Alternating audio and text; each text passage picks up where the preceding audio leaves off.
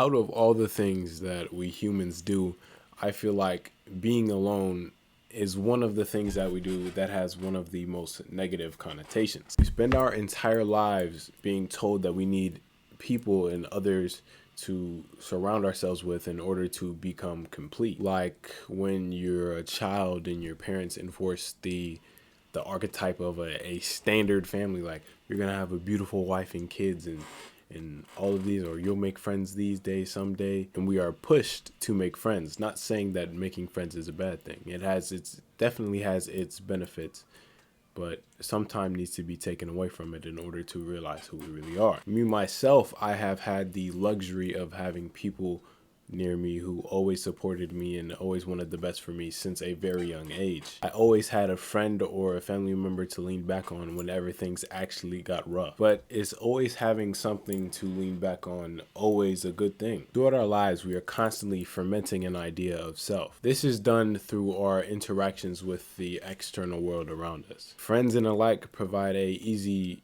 way out and an easy way to figure out who we are. But this is not through our own idea of ourselves, rather it is living through their own perspective of you. Since friends and alike are always going to be closer to you, no matter what they say to you, you're going to wind up believing it more than any other type of external stimulant. That is to say, whatever they tell you, you will end up attaching to yourself and treating it as if it is you. Now, of course, some props should be used to assist the house. Some friends should be there for you, or family members, in order to help you and let you grow and send you on the right path. But these things are only truly beneficial if after they're disappeared and after they're gone, or when they're gone, you're able to stand up on your own. The issue with leaning back on the perspective of friends and family is that if relations dwindle down or for some reason they leave, the image that they created and helped you create for yourself will begin to collapse due to their absence. Going up with people to create an identity creates comfortability. A comfortability most dangerous.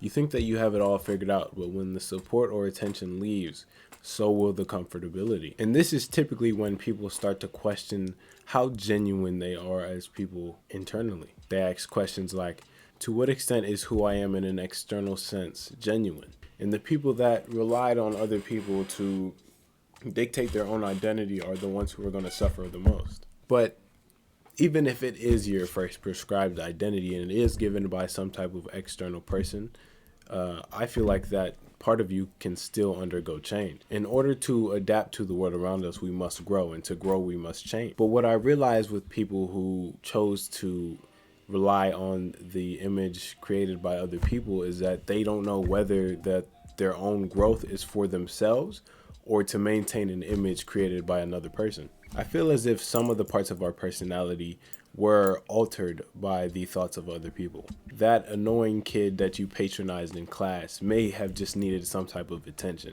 We tend to discard those parts of us that have negative connotations in order to fit in with the rest of society. And this is why I feel like people always feel like they have some type of missing piece to the puzzle. Something's always missing inside of them. And that missing part of you is the piece of you that you left behind in the past. And I know I say live in the present all the time. It's always a good virtue to live in the present. But if something is bogging you down from your past, then sometimes it needs to be addressed. We too often neglect our issues and move forward throughout our lives acting as if they never occurred. But we need to take the time to feel and accept our issues so they have no later control over our lives. Those of us whose identities are being held up by the thoughts of other people need to take the time to be by ourselves. It is in solitude where most of us are most uncomfortable. And uncomfortability is a reaction, and all we are is the reaction to the world around us. So there has to be a lot of value in being uncomfortable. We wait too long to get to know ourselves and ask ourselves the important questions. We play the game created by the world around us and treat it as if it is serious. We're afraid of being alone because this is where I feel all of our distractions seem to vanish. Without direct stimuli, the mind has nothing to do but wander.